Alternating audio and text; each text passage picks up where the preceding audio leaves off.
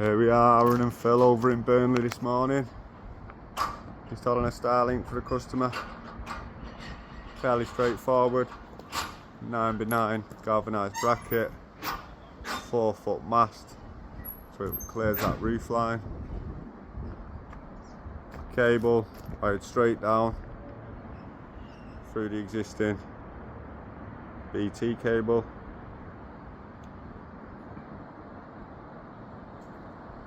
Here we're out in the sticks, nothing around.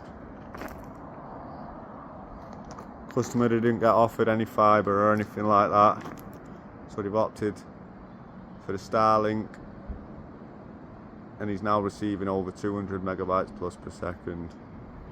Aaron and Phil, Space Internet Solutions.